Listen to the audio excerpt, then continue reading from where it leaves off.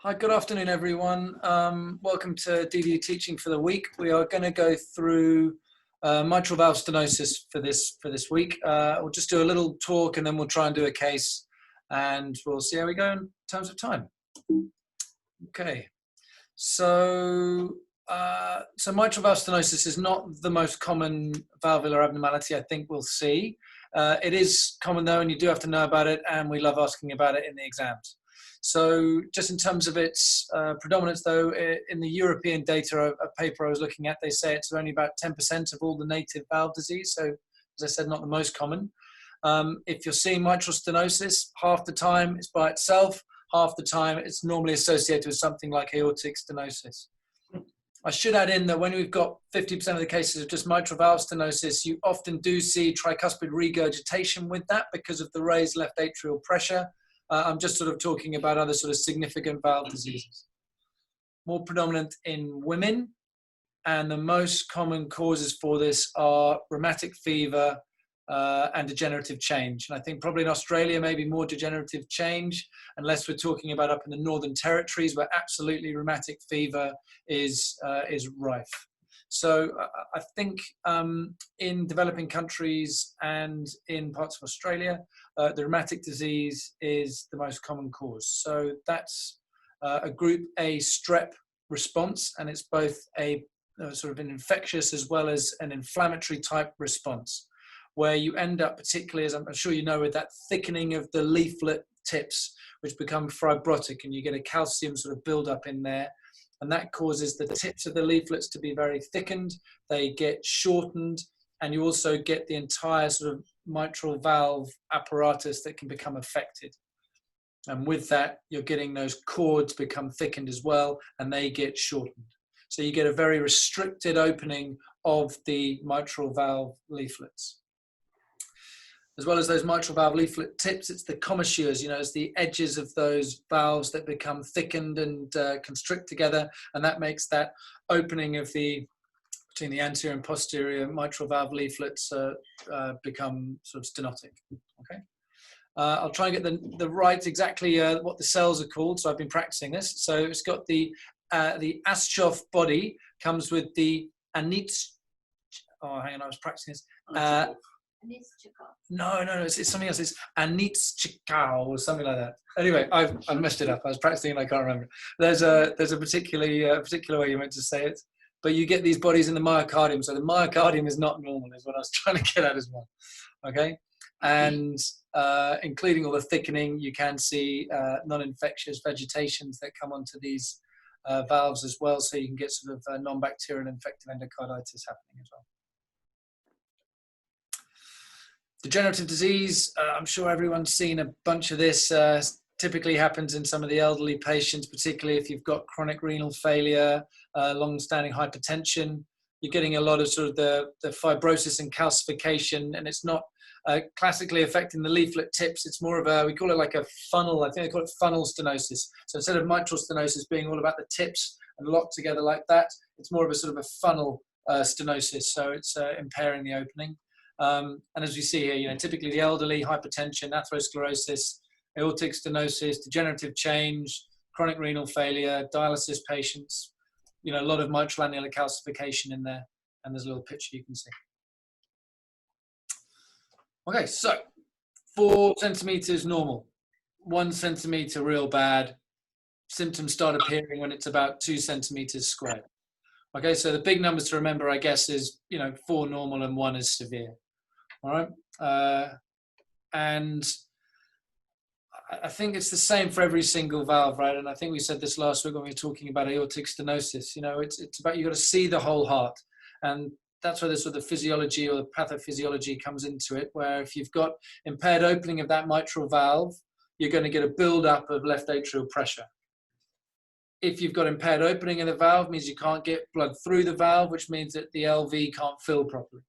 If the LV can't fill properly, that's how you get your reduced cardiac output. In terms of the left atrial pressure, you build up left atrial pressure and you have incomplete emptying, you're going to get dilation of that left atrium.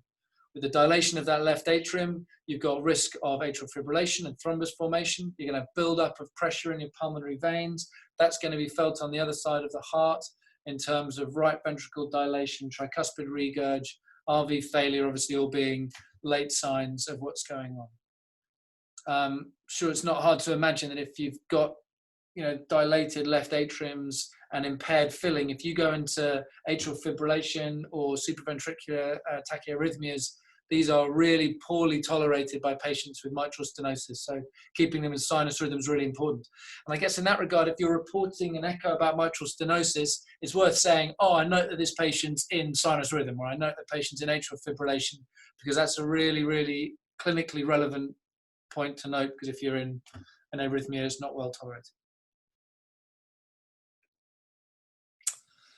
So this is a nice picture, I hope this works, on how to, what they do about it. So you can either replace the valve or you can do these balloon valvuloplasties.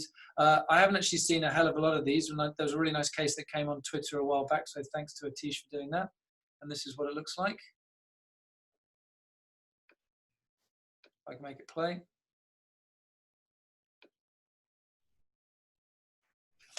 So I'll just show this, and you can see as that balloon's impairing, you can see it's the commissures are the bit that they're trying to split open. So it's not, they're not breaking over any leaflet tips or anything like that. It's just the commissures they're trying to split open. And you see it with the balloon at the top. It's really tight, and then suddenly it goes as it opens up the commissures. And looking at the toe image at the bottom here, so we've got the left atrium at the top here, right atrium with the interatrial septum between, left ventricle below, and looking at the mitral valve that's in between, you see the thickened leaflet tips, and as that balloon goes up, everything's sort of held open, and then hopefully we start to see a little bit of better movement after that. So that's a nice picture of a balloon valvuloplasty there. So thanks to where did I put the? So yeah, thanks to Atish for that on good old Twitter.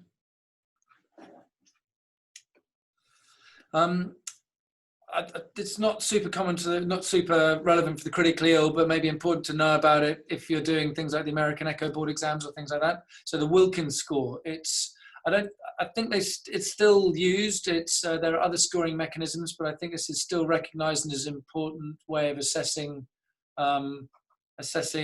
for whether a balloon valvuloplasty is going to be potential or not. I think it was done, I might get this wrong, but I think it was a Melbourne cardiologist that did this. So we'll use it from the Australasian side of things. Forgive me if I've got my history wrong, but I think he was a Melbourne cardiologist. So the idea is that you score, you're grading mobility of the leaflets, how thick they are, whether there's calcification, and whether you've got subvalvular thickening, you know, the rest of the mitral valve, caudal apparatus and things. And you can score on 1, 2, 3, 4. So you can have a maximum score of 16, minimum score of 0, I guess.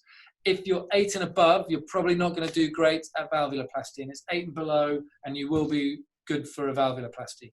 Okay? So I guess I put this up there from the critical care side of things, again, just to demonstrate how important it is to try and assess all of these things when you're looking at that mitral valve apparatus. Because by doing that, you can get an idea of what the severity is.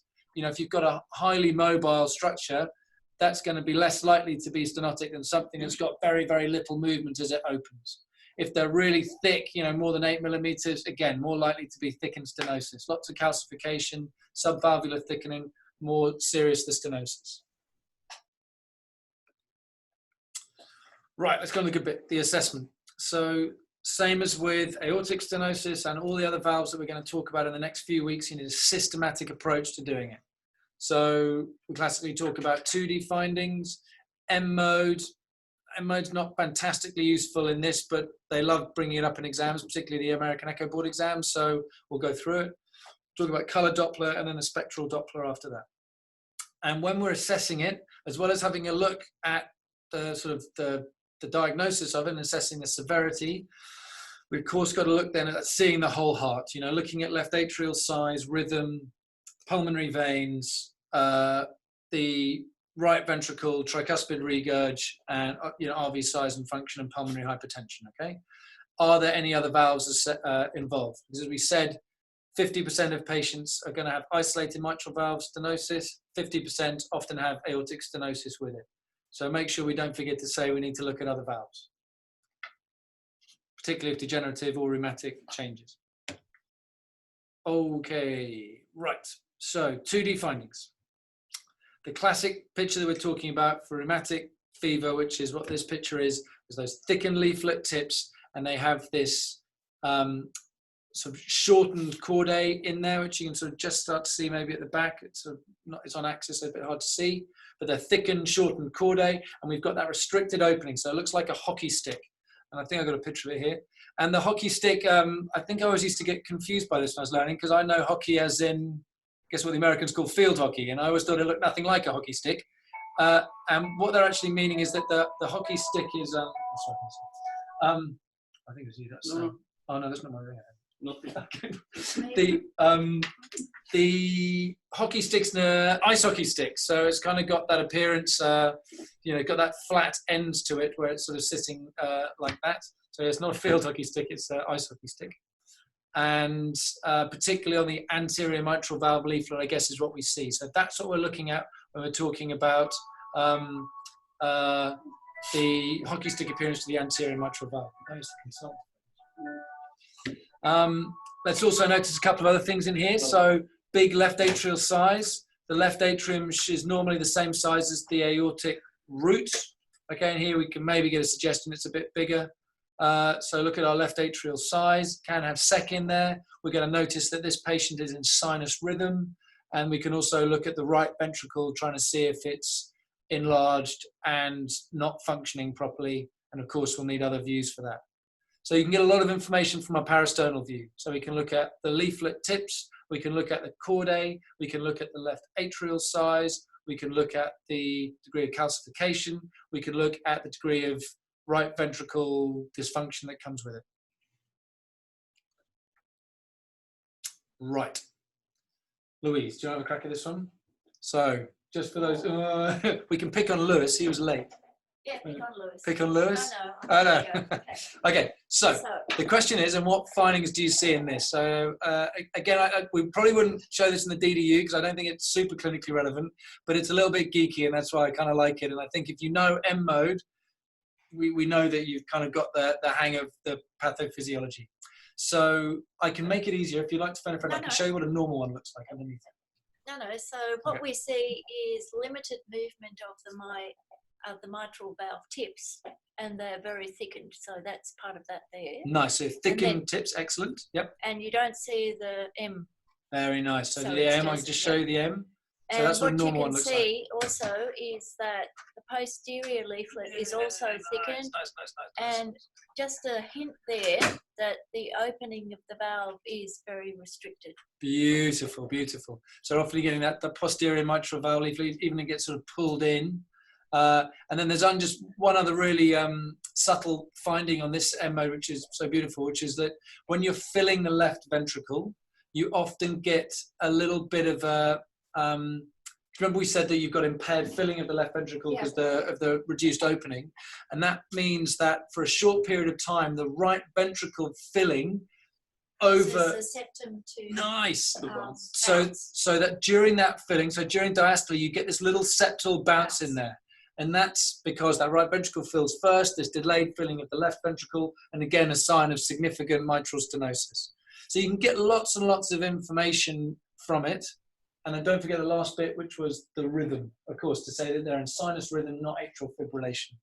So just in summary, we've got this reduced slope here because of the thickened, sort of restricted movement of the mitral valve leaflets. You've got a bit of anterior motion of that posterior leaflet in diastole because of its, again, impaired opening. We don't see that classic E and A wave. You can go into atrial fibrillation if you've got a massive problem. That thickened leaflet tips with impaired opening. And then the last thing is talking about that little septal bounce of because right ventricle gets filled earlier during diastole. So again, bit geeky, but kind of if you can pick up all of those things, it kind of means you understand the physiology, I reckon. Okay, so that's so that was looking at our 2D picture. Then we've got the movie, the M mode, and then this is a still, so a 2D still.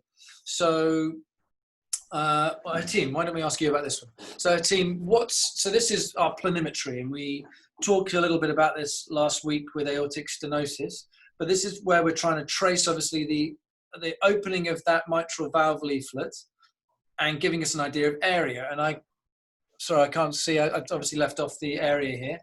Let's say the area was 1.5. How severe would you say the mitral stenosis is? So this is a short axis view parasternal at the level of the mitral valve and showing a significant calcification of the commissures. Nice. And the planimetry had been done in systole to identify the valve area. And when we say systole, we mean? It means LV systole. No, it could be in LV diastole. Nice, excellent. Yeah. So it's in diastole, absolutely. That's why you've got the opening of the mitral valve pushing back into the LV. Yeah, cool. And if the valve area will be 1.5, this means that it will be at least moderate mitral stenosis. Yeah. So you trust that value? No. So nice, excellent. Yeah.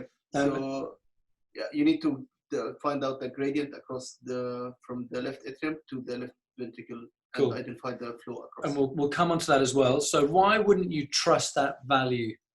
Because I took this picture. I'm going to play devil's advocate. Cool. If you pan through from the apex to the base and you've chosen the widest, the smallest opening during diastole of the actual mitral valve, and you've reduced the gain so you just see all the borders of the mitral valve as it's open, then I would say it's as good as it's going to get. Nice. Well, Louise has been very kind to me, I think, for my imaging, because I would have said this is a terrible move. It's a terrible picture. So, so absolutely, Louise is what it said. If you're going to do this, you've got to fan through it. So you try and, if you imagine those leaflet tips are sort of like that, you've got to make sure that you're absolutely at that perfect point of that narrowest opening of where that jet's coming in. You know, if you imagine that the leaflets are like that, depending on where you are, you'll get different areas at each level.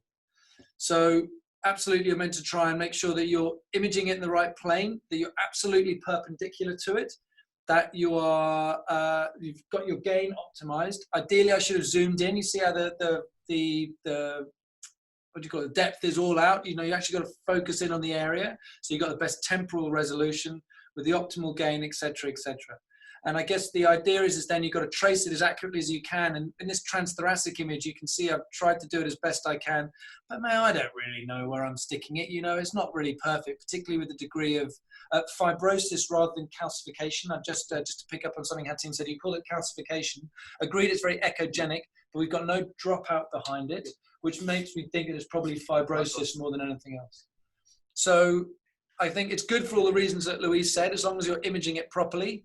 If you were to see this kind of images in the exams, absolutely bag them out and say, you know, I probably wouldn't trust this value for all the reasons we discussed, and we'll go from there. Can I have maybe half an hour just doing some teaching? Are there any questions about the 2D one? It's a really classic question to ask in exams. You okay? Please interrupt, obviously, if you've got any questions. Okay, so that was the 2D video, M mode, and 2D still. Oh, sorry, yeah. I had a question. When we do the planimetry in short axis, do we go in the commissures or do we just jump at the commissure level? Do we? Yeah, it's great question. I think you've got to just try and trace the orifice as best you can. If there are commissures in there, you should be measuring that. You know, it's about the area that the blood is moving through that valve opening, and it's really hard. So I think it's a value that I don't do a lot with transthoracic echo because of all the limitations we discussed, because I very rarely get perfect pictures that I think are the way forward. Thanks. Okay. Color Doppler is a good one. Honestly, I don't actually use this much for quantification, but what I do it for is just to try and tell me if I've got a significant stenosis or not. Usual rules apply. You've got to have the color box filling the screen filling the part that you're interested in. So we could argue here that the color box, you know, looking at the mitral regurg, we should do one or the other. Look at the inflow or look at the mitral regurg. But what's great is we get this, it's this beautiful candle flame type pattern where you get maybe sometimes a bit of, you get a lot of aliasing in there as you get that fast moving blood. I'll just see if someone's asked a question. Oh, that's all good. And to line up the cursor. And beautiful, what a great comment as well, to line up the cursor for looking at where blood flow is so we can start estimating mean gradients and things like that. Great comment. So yes, we get that narrow shaped flame for the mitral stenosis. You're getting turbulent flow in there. You can do vena contractors, and they classically say if it's if it's less than about maybe 8 millimeters, maybe a centimeter, depending on the guidelines you're looking at, that can suggest a valve areas of about 1. So that's where the cutoff maybe comes into severe. Again, it's not something I do a lot of, actually, vena contractor, and I don't know, maybe there are cardiologists who might disagree with that. I think the classic ones that I use would be these ones. So starting off with, I'll look at the mean transvalvular gradient. I'm going to have a look at my pulmonary veins if I can, and particularly if you've got raised left atrial pressure, suggesting more significant stenosis, and that's where your S wave would be less than your D. If you've got significant pulmonary hypertension, that's a sign that we've got significantly raised left atrial pressure affecting the right side of the heart. And then using our last sort of 2 calculations, one's called your pressure half time, which I'll show you in a sec, and then looking at valve area through the continuity equation, we can get an idea of what the valve area might be. All right. So the mean gradient, which is where we just got that continuous wave Doppler down through our valve, we can then trace the valve and you get an idea, and if it's the cutoffs are 5 and 10. So if it's greater than 10, suggesting significantly raised gradients. The problem with this one is that it's absolutely its heart rate and its cardiac output dependent. So you can't use it in patients who've got, high cardiac outputs. And so that's where using things like your pressure half time, if you can, or your continuity equation can become very important. All right. So the pressure half time, using your continuous wave, and I think you can also do a pulse wave Doppler, but I always do it with my continuous wave. You try and find the best alignment possible down through your LV inflow view, and then you get a trace that looks like this. Standard Doppler profile rules apply. You're interested in filling a screen. You have sort of 2-3 cardiac cycles max on the screen at one time, and then you try and measure that sort of F slope or the EF slope, and the longer the slope is, if it's greater than 222 milliseconds, that's looking at being severe. Now, the problem with this value is that it was made up based on patients in an outpatient setting in an echo lab. So it's not great when you're critically ill or tachycardic, or it is load dependent to some degree. And it also can't be used if you've had the valvuloplasties. So take it with a pinch of salt, but it's a kind of standard image. Does anyone, why don't we do, Ramsey, I'll tell you what, let's ask you this question. I'm just going to unmute you.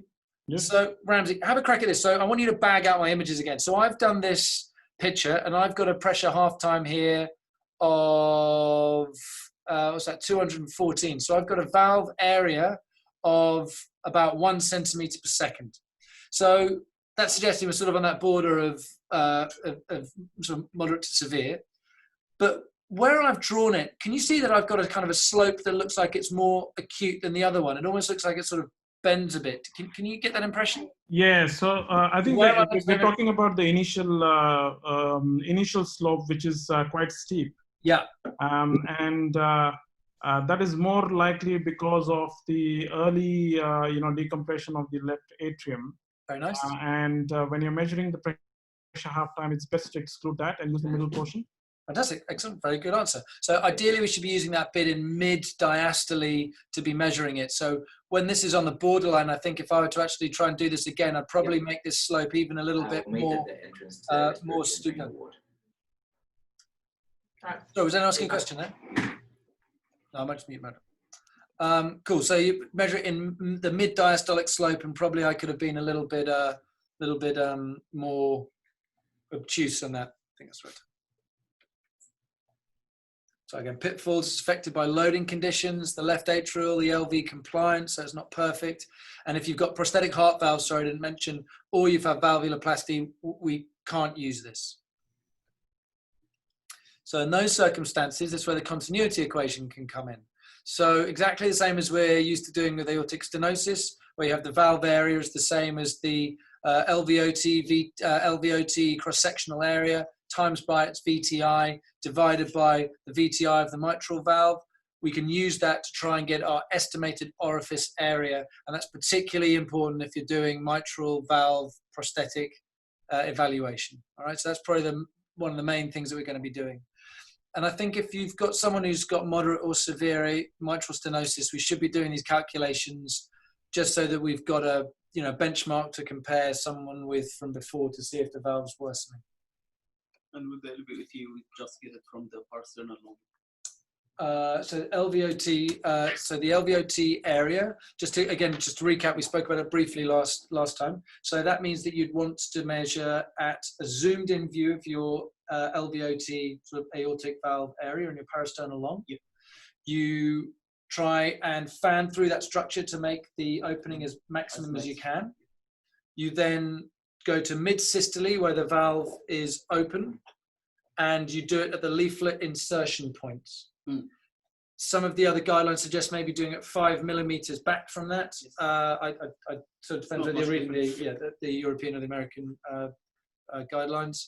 So somewhere around there. And the reason why we measure it there, it means that when you're in your apical 5-chamber view, you then on your Doppler profile want to see a closing click. Yep. And seeing that closing click tells you that you're in that time when the aortic valve closes, and you're in the same places where you're measuring your cross-sectional area. Yep. And you measure your VTI. And again, you've got what you're interested in, filling the screen. You've got your gain set right. You've got 3 cardiac cycles on a screen. Measure it, ignoring the fuzz, just the modal velocity and just the closing click. And divide that by the VTI of the mitral valve. And the VTI of the mitral valve, you do it at the outlet of the mitral valve. Pulse wave or continuous. I do. Well, continuous. Yeah, I do continuous with it. And again, the same rules apply, turning down the gain, just grabbing the modal velocity. So I know this isn't a prosthetic mitral valve, but this is someone who looks like they might have some potential severe mitral stenosis. So what I'm going to ask us to do now is we're going to try and figure out what the valve area is of this patient. So if you've got a piece of paper there, let's just see how we go and see if we can figure it out. I can't remember the number, so we'll have to do it together. Okay, so if you've got an LVOT diameter of 2, that's going to be, so that'd be 2, so the radius would be 1, so that's just 3.14. Here we've got my continuous wave Doppler going down through the mitral valve. I've traced out a profile. The tracing is a bit average. You can see I've got a little bit of fuzz in there, which I'm trying to ignore. And I've probably got the tracing as probably best I can with this. Color waves suggest that it's significant. So if I get a valve area that's 4, I'm going to say that that's got to be rubbish. So I'm suggesting that we're going to get something that's not great for this. So we've got a mitral valve VTI of 63, mean gradient of 17.5. That's suggesting it's very severe. But I can also notice this patient's probably tachycardic looking at this. I'm sorry, I don't have the heart rate in here. Yeah, heart rate 116. So they're tachycardic. So this mean gradient might be overcooled. Having said that, if it's over 15, that again suggests to me that even if this patient was just, if we exercise someone with severe mitral stenosis, it's significant if the mean gradient goes above 15. So 17.5, that's pretty good, worth doing the continuity equation now. Okay, Vijeth, I'm just going to unmute you. Tell me what you think of my LVOT profile here. So I've got an LVOT VTI of, say, around about 16. So is that feasible for you? I mean, what do you think about that value, first of all? The value looks okay. It's not too low, it's not too high. Yeah, is it normal? Whoa, hang on a minute. Not too low, not too high. Come on. Is it normal or it's normal. So 15 to 18 is normal. I have 18 to 22 is normal. So I'd say it's a little bit low. Okay. And you're not allowed to say mild or moderate in the exam or moderate or severe. None of that rubbish. Yeah. You're going to make a call. Yeah, but the profile of the pulse wave is not great. You got the opening click there. Yeah, nice. No closing click there. That means that we're far into the very nice. We need to get it out. And so I could even be overestimating the stroke volume here based on that VTI. I think my baseline's too low. You want to have it higher and things like that. Yeah. The next thing to note is we've also got a little bit of aortic regurg in here. Can you see above during diastole here, we've got some aortic regurg. Yeah. Again, that's going to mean that we're going to bugger up the equation somewhat because we're going to probably overestimate the LVOT flows here as well, because we've got blood coming back in and then going forward in the LVOT. So that's one of the problems of the continuity equation that we've got to take. So again, we've got to take some of this with a bit of a pinch of salt. So I think you're absolutely right. LVOT profile's not perfect. We've got opening clicks as well as closing clicks, suggest we're a little bit too far into the aortic valve. I don't know whether my tracing is perfect here. Yeah, we'll take it with a pinch of salt. Sinus rhythm, that's something at least, that's good. And Vijay, while I've got you on here, actually no, we'll ask someone else here. Ravi, do you want to have a crack at this? What's this picture we got below? What's that of? Can you see it okay? Yes, yes. Bottom one. Yeah, what's it a picture of? And what's it saying to you?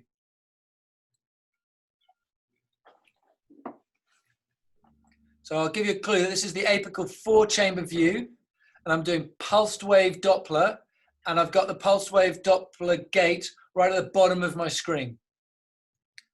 So that's the pulmonary venous flow. Beautiful.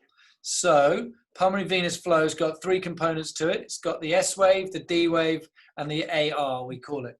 So here, S wave during systole, from the beginning of the QRS to the end of the T wave. D wave during diastole, obviously, from the end of the T wave to somewhere close to the A wave, and then the AR is the atrial contraction. That's where you get a little bit of reversal in it. So what does this say to you? So S is less than D. Nice. And what's that mean? That indicates increased left atrial pressure. Perfect. So suggesting that we've got some form of probably significant stenosis impairing left atrial, making the left atrial pressure raised. Beautiful. Then we've got some tricuspid regurg here as well. I heard a nice little tip and trick from a friend of mine, a cardiologist who I was teaching for us yesterday.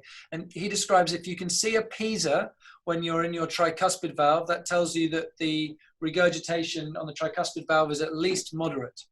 And the reason behind that is that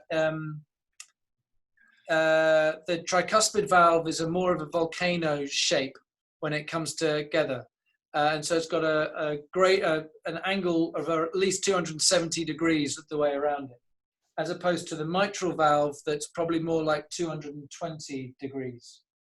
But if you've got a really acute angle like that, if you see a Pisa, that means that you've got to have at least moderate, because that's sort of how much blood you've got coming through to form it. So a little tip and trick when we're reporting echoes, if you see that Pisa on the tricuspid valve and during regurgitation, at least moderate in severity. And I thought it was a really nice little tip and trick there. Here we can see that we at least moderate, lots and lots of blood coming back through, maybe getting things like the cutoff sign, maybe. So good going tricuspid regurg, and we've got good going pulmonary hypertension. So I guess on the basis of all of that, what is the valve area for this patient? So again, we're going to get the valve area is going to be the surface area of the LVOT times by the VTI, which is 16. So that would be 3.14 times 16 divided by 63. Yep. So it would be 1.05. Ready? Hang on, let's do it. 3.14 times by 16 equals divided by the VTI. So the mitral valve VTI is 63 divided by 63, 0.8. 0.8. Yeah. So I think, again, not unreasonable to make you have to do this on the fly in an exam. So make sure we can practice that so you can do it in the exam. I'll probably give you easier numbers though. Yeah, there we go, 0.8. Sam, Okay, I had a question. Yeah, cool. Does this hold true when patients with atrial fibrillation? Oh yeah, it's a nightmare. So it's yes. The answer to that is yes. It does hold true for atrial fibrillation, but you've got to average 5 beats. Obviously, you don't need to do that for the LVOT. You just need to have one decent measurement. But so ideally, I guess in sinus rhythm you should average 3, and in atrial fibrillation you should average 5 of both the VTI of the LVOT as well as the mitral valve. And the And problem is that then the idea is that you're meant to average out all the differences. Yeah. And the problem is that sometimes you can't do that. That was my question. Oh, sorry. Do you mind if just Louise is talking next? Yes. Just ask Louise's question. Is this the same patient for all the pictures you've got here? No. No. No. So did everyone hear that? Was that the same? They're all different patients. So I just grabbed things as I was going through. But Because otherwise we could have checked the telemetry. yes, exactly. We couldn't check the telemetry. Sorry, Ravi, you were saying? Yeah, so my question was, when we measure 5 beats in atrial fibrillation, it's a more generalized question. Like, how do we choose those 5 beats? Yeah, another great question. I normally take 2 screens of 3 and just try and take them sequentially. I mean, the idea is if you're taking 5, it shouldn't make that much of a difference. Just average any old 5. I probably shouldn't have missed this when it's being recorded. I've got to be honest, I don't do it a lot. I do rely on my sonographers to do this. I'm much too lazy. I'm a clinician, for Christ's sake. I'm terribly lazy. But it's I often don't do it. And I guess it's a nice way to talk about this slide. I think you can't, same as any valvular assessment, you can't rely on one thing alone. If you've got someone who's got severe stenosis, you're going to see them having big left atria, pulmonary hypertension, signs of raised left atrial pressure.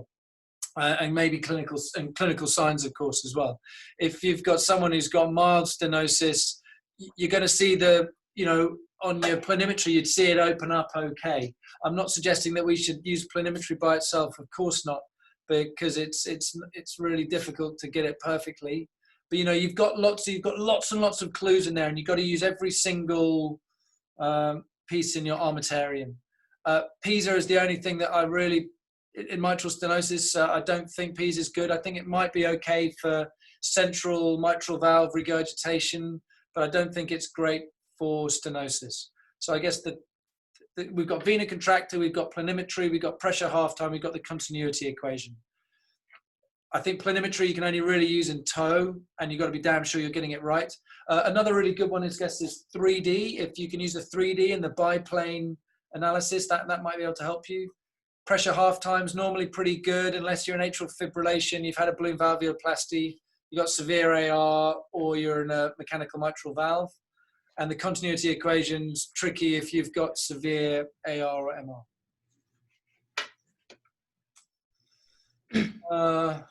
And that sort of says the same things, really. So maybe just the important thing at the bottom is this, when you're critically ill, a lot of these things, particularly pressure half-time, can be tricky, which is why you've got to think about the continuity equation. If you've got big changes in your cardiac output, it can make a lot of these load dependent measures such as the mean gradient, it can change all those. So yeah, that's sort of mitral stenosis in a nutshell. Any questions, or maybe we'll do a quick case? Yeah, Ravi. There's previously I have it may be a bit old time, but people using parasternal long axis and look at the opening, measure the opening at the tips of mitral valve, and they used to use it as a rough guide. I reckon maybe the best thing you can do is use it as an eyeball. I think it's fair enough to maybe say, in terms of measuring it, I'm not sure about it. I think maybe I use it as my eyeball thing. If you see it opening up a lot, that suggests that there's not significant stenosis, but I don't think it's a good quantification. Why would I say that? Can you just help me through my thinking of that? Why am I not keen on that? It's just like the opening may be irregular, so we may not be. Yeah, beautiful. And let's, I'm just going to draw this. Remember that our mitral valve looks like that, right? So that when we're opening, the opening is the smiley sort of face like that. It's that baby blowing a kiss. So I think trying to use your parasternal long axis view, which is sort of in, I guess your parasternal long axis view is sort of in that direction. I guess we're only taking in a small section of a very large area. So I guess maybe it's a little bit like using the Tycholt's method for estimating ejection fraction in your parasternal long. I think we can use it as an indication, but I don't think you should measure it. I think it's an eyeball thing rather than an actual measurement. Yeah. Thanks. Should we do a quick case? Okay. Hatim, do you want to have a go at some of this? Yep. All right. So we got a 49-year-old female. She's short of breath. She's got some chest pain and she's got some back pain. She's a refugee. She's come into the ED. She's anxious. No obvious past medical history that she describes. She's got borderline saturations. Serial troponins have been negative, and she's got some minor lateral ST depression. Her chest X-ray is showing pulmonary edema. Okay. So straight away from the clinical status, we've got, if this is cardiac, I'm about to show you an echo. This would be, we've got something that's causing pulmonary edema, which immediately is clinically significant. Okay, so this person along axis view showing, so there's significant restriction in the movement of the mitral valve with decrease in the commissure opening.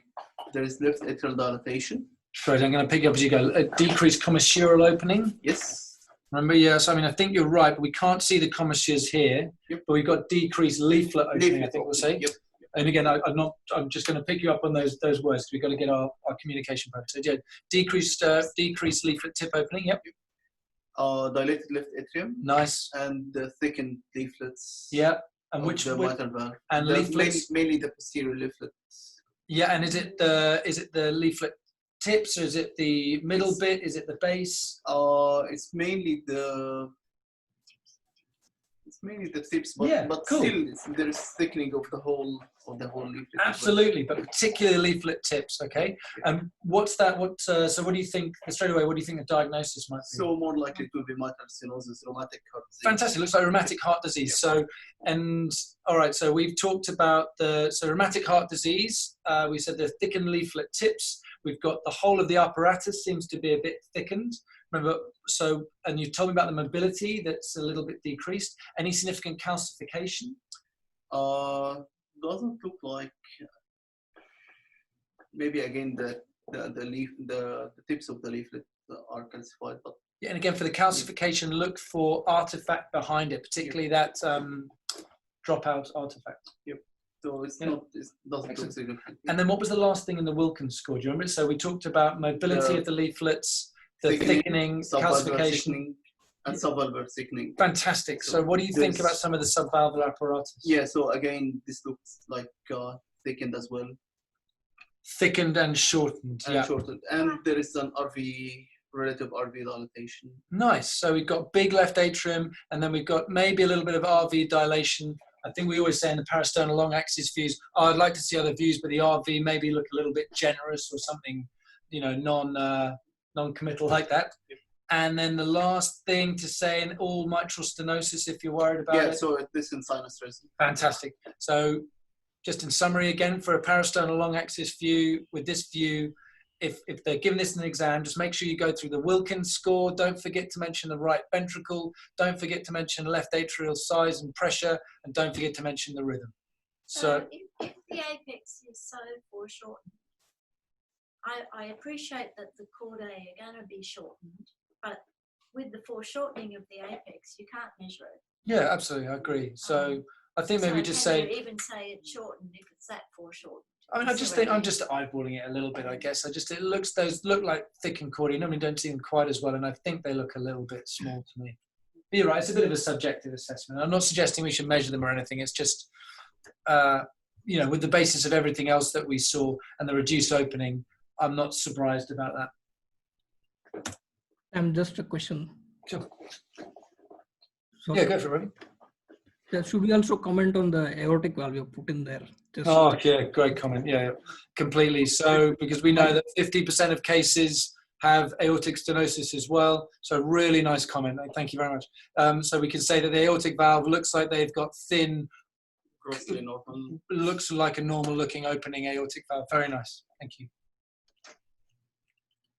Just the meaning of time, we'll get to the good stuff. Yeah, here we go. Keep going. Yeah, there's a color Doppler across the mitral valve, and there is significant turbulent flow across the mitral valve with very thin area of blood flow across the valve. Yep.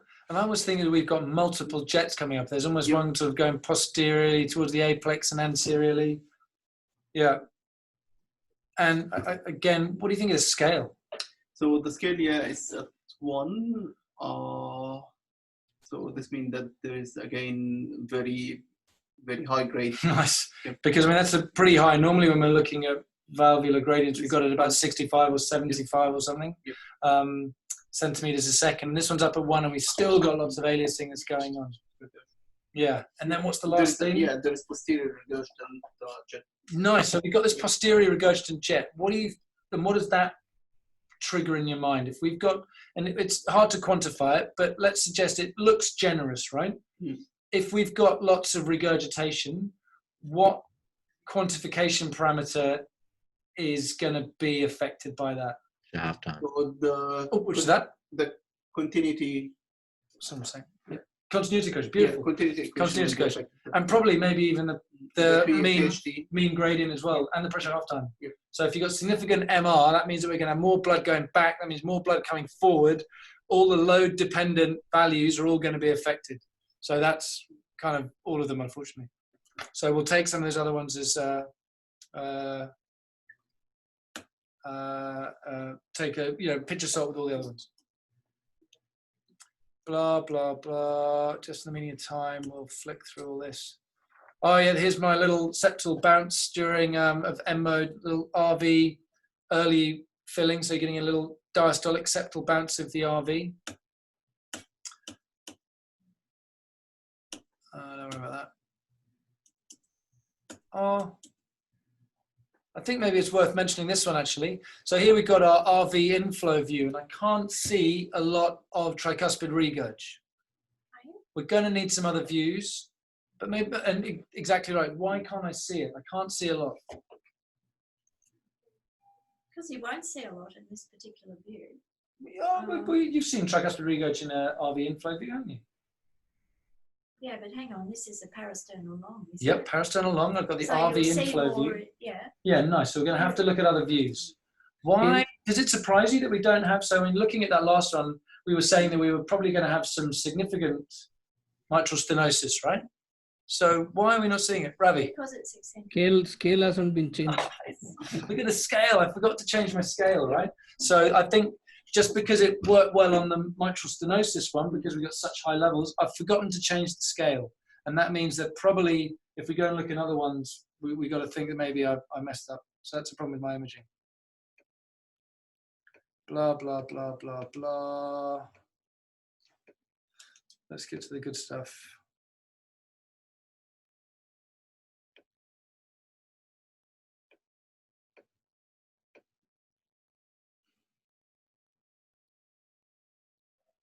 That's a nice one. So I might just quickly talk through this, so just the meaning of time, because I'm running out a little bit. Can you get an idea of the septal bounce there? So just look at that septum, and as it comes in, you can see that even during the respiratory cycle, there are different changes. You know, maybe we're starting to see a D-shaped septum, but there's a little bit of a kick in there. It's quite a subtle feature, but probably the predominant feature that we got is that marked fibrotic changes in those leaflet tips. And I guess that's me about to try and do some planimetry, which I think will be really dodgy in this. It's hard to know exactly where to put your markers in there. Normal LV function though, but maybe a slightly underfilled ventricle. You don't get LV dilation and dysfunction commonly in mitral stenosis. And this is an underfilling of the left ventricle. It's a problem, and raised left atrial and pulmonary pressures. So here we go. I've done my planimetry. We've got to take that with a bit of a pinch of salt. Okay. I think So color Doppler over an apical 4-chamber view, and again this demonstrating the turbulent flow and the high gradient across the mitral valve with pattern of stenosis. I can't identify the pattern of regurg at this, and I think probably this could be related again to the gradient and to the scale that we've been using. Yeah, maybe. But that flame-shaped jet that we got coming through there suggesting significant stenosis. Yeah.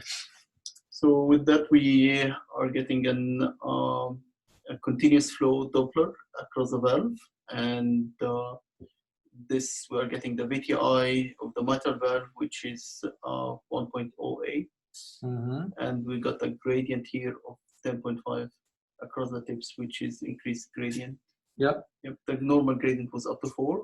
Yeah, it's normal 5. So 5 is sort of the cutoff between mild to moderate. So moderate 5 to 10. 10 is severe.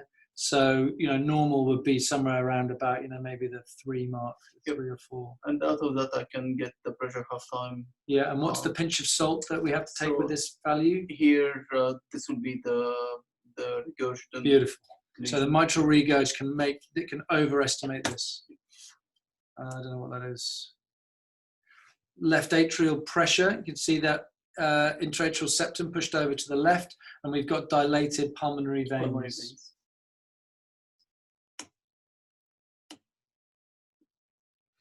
This was actually the one that I used in the talk, and so here we can see with our pressure half time, I've estimated the valve area at 0.95, and I think if anything I've underestimated that because I should be using that middle portion of the slope.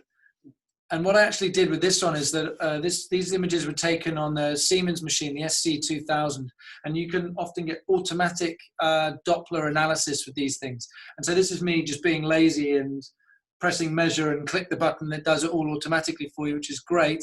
But as we can see with this, it's not always accurate. So if you are using it, it's probably okay for the majority of the patients, except the ones where it really, really matters, which is someone like this, where I should have done this again for measuring that gradient being a little bit more severe. Oh yeah, what do you think about, so what do you think a diastolic dysfunction is? What do you think a diastolic function is? Diastolic function is impaired with equalization of E to A. Yeah, all right. Anyone? So I had I had an E to A. So let's say I had an E of 2.5 and an A of 2. So that's an E to A ratio of 1.2. And with our E wave here, call it, you know, 0.04.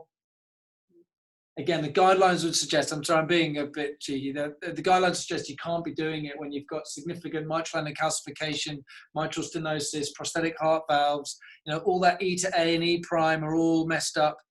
If you've got, you know, if you've got interventricular conduction delay, if you've got pacemakers, you've got mitral calcification, mitral stenosis, all that kind of stuff. Regional wall motion abnormalities can really affect it. So probably this is a bit useless. Again, you see that septal bounce? Yeah. TAPSI's okay. Bit of regurg. And then we can start looking at our tricuspid regurg, and I think that's sort of it. So this is a good Doppler profile we've got here, you know, 3 or 4 cardiac cycles in it, baseline towards the top. The low wall filters are taken out, and I've got optimal gain and just the closing click there. So that's a nice picture, I think. Blah, blah, blah. I think that's probably the lion's share of what I wanted to discuss there. And maybe just the last thing I'll mention is that if you do see these patients in the ED, you know, and I wasn't certain on whether this patient, because of the regurgitation, was sort of on that borderline, one of the things that you can do is get them to bicycle in the air or do some form of exercise. And even just mild exercise, you can get an indication of how severe that stenosis might be. Because even with mild bicycling in the air, you can see how much these gradients have raised. And above 15, that's with exercise indicative of significant mitral stenosis. And with the pulmonary edema and everything, absolutely, you've got to jump in and say, this is severe mitral stenosis. Don't pass go. Don't discharge this patient. This is, call the cardiologist and consider the valvuloplasty or mitral valve replacement. So guys, I think we'll call it a day at that. Were there any questions from anyone about mitral valve stenosis? Okay, well, I hope that was useful. Thank you all very much for your time. I'll see you next week, okay? Thank you. Thanks, Sam. Thank you. Thanks.